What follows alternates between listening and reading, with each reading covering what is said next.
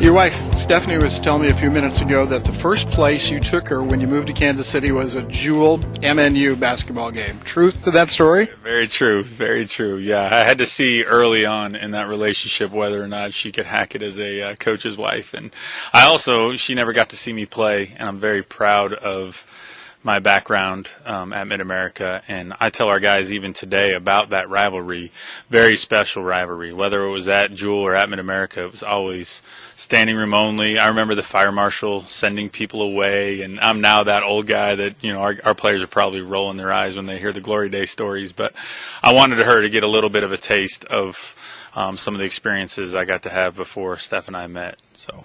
She was saying that the place was packed, and just like you said, it was a huge rivalry at that time. My question to you is, can Jewel Rockhurst become like that, you think, at some point? Yeah, and that's what everyone's talking about now, and it's really becoming that. I mean, not only are we close in proximity, but we're in the same conference. We're fighting for the same championship. They're trying to do something real similar to what we are, and they've got a very special group over there. And we talk about being the kings of Kansas City. Before we can win a national championship or even a conference championship, we want to take care of our backyard. And Rockhurst does a phenomenal job. And tonight's going to be a huge test for us because they're totally different than what we are. We're small and fast and try and get up and down the floor, and they've got some of the best big men in the conference. And so it's going to be an interesting game tonight, and the pace of play, I think, will dictate the outcome. But, seeing which team is able to impose their will on the other team. And, and I've been a part of it for 4 games, and we've split. Since I've been here, we played them 4 times. And 2 years ago, we beat them at their place, and they beat us here at Jewel. And then last year, the home team held home court. And so for me personally, it's kind of the rubber match, and every single time we play them, it's always a different type of feel to it because it's the team right down the road you want to beat. At MNU, you were I think I've got this right, the all-time winningest player. You experienced more wins than anybody else. That's still true? It's still true. I'm tied with Danny Hawkins, who one thing he has on me is he went to 4 Final Fours. I was blessed to go to the national championship game my junior year and got to play in 4 national tournaments. But we both are tied at 117 wins in 4 years. And, yeah, it was way more to do with the coaching and my teammates than it was to do with me. But, man, when I talk about the 4 best years of my life, I look back on college basketball with such fond memories. And Coach Lamar over there at Mid-America is the reason I'm now a coach. So much more about the relationship with him and with your teammates. And when I got married 9 years ago now, all those guys that were standing next to me were former teammates of mine. And, that's the culture that we have here, seeing our players together and how they interact. And that's what makes college basketball so special to me is, getting out in the workplace and going from college to getting a job was hard for me. And I realized, man, I miss the locker rooms. I miss the camaraderie and the road trips and the relationships that are formed. And that all started for me at Mid-America. Jimmie Williams, men's basketball assistant coach, is our guest. What makes this team, starting tonight, 12-1, what makes this team special? Wow. What makes this team special? I think if we could point our finger at one thing, we'd be a whole lot easier to stop. I think one of the things is that we're hard to prepare for. In years past, we've had 1 or 2 marquee guys. Like last year, Patrick Whelan was second in the league in scoring, and a lot of people thought, man, we got to really stop number 32, and we got a chance to beat Jewel. And we talked about this in the offseason with Pat. I think Pat might score less points as a senior than he did as a junior, but have a better senior season. And he's surrounded by guys that can all dribble, pass, and shoot.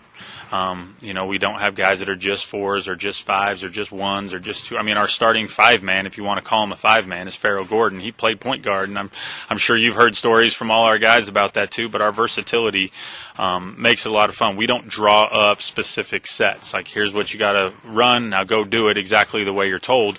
Everything we're doing is reading and responding to what the defense gives us, and we've surrounded our returners with new guys that are all capable of playing that style.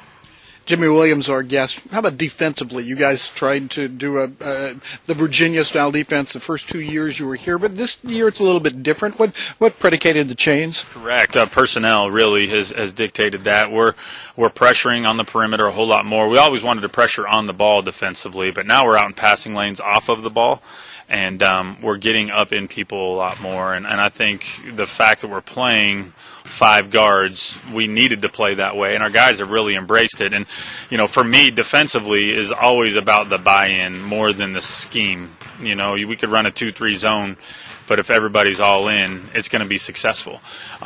Coming to work every single day is great with this group because they want to get better every day. They want to practice. The 12-1 record is great, but I have a feeling, Rick, that this is just a start for this group. I think it's a great way to start, and the national ranking and everybody patting you on the back is wonderful. But I think this is just a start of something really, really special for this group. So I'm excited about the future.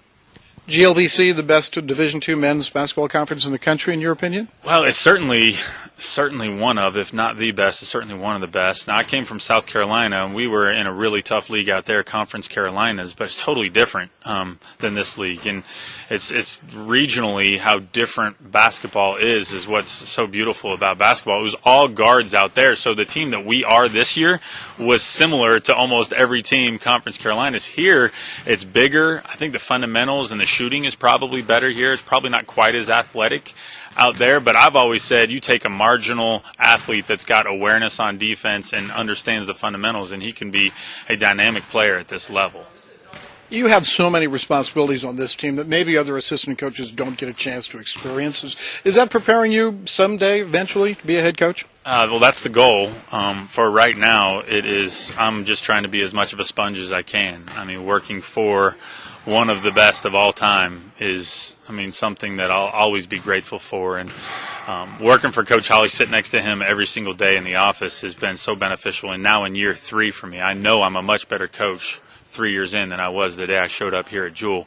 And, it's definitely prepared me. When that day comes, I'll be fired up about it, and it'll be awesome to be able to make decisions rather than suggestions and call timeouts and do the things that head coaches do. But I love it that Coach Holly does give me a lot of freedom, particularly in recruiting and in practice planning. And I'm fortunate that the guys here all allow me to coach. I'm different than a lot of coaches. I lead with love.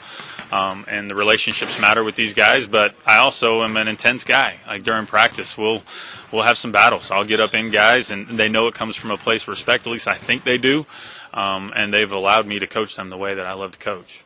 Jimmie Williams is the men's basketball coach at Jewel. You mentioned relationships a minute ago. Is that the number one thing that makes a good coach?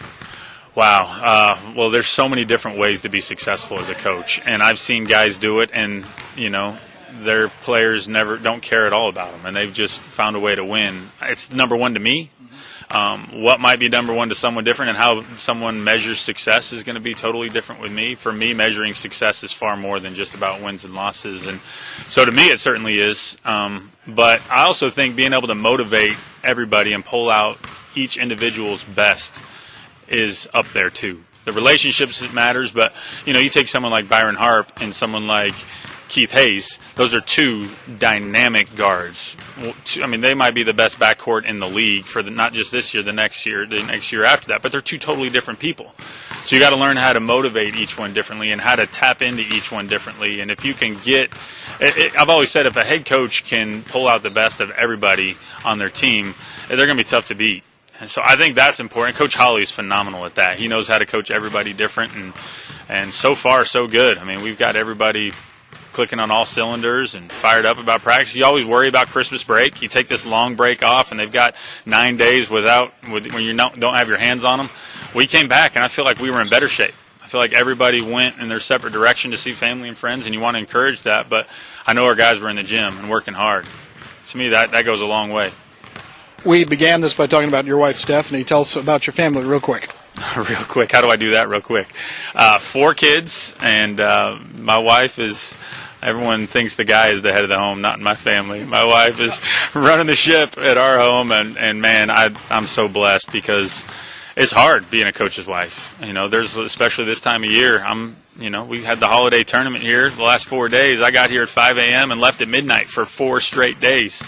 And my wife knows that it's my calling to be a basketball coach. She's the first person to tell me you should be a coach when we were dating. I was wanting to be, Wall Street or law school or something else, and she's like, no, you need to be a coach. And And so every time she gets frustrated or wants me around more, and she remembers that, and she reminds me of that too when you go through tough times, like I'm exactly where God wants me right now, and that's somewhere that makes both of our lives a whole lot easier. But yeah, she's very, very, I'm blessed. I outkicked my coverage marrying her for sure. Coach, thanks. It's always a pleasure, and we can do 2 or 3 of these, I know, at a time if we needed to, but we're out of time this time. Thank you. Thanks, Rick. And we'll be back with more from Mason Halpin Fieldhouse after this.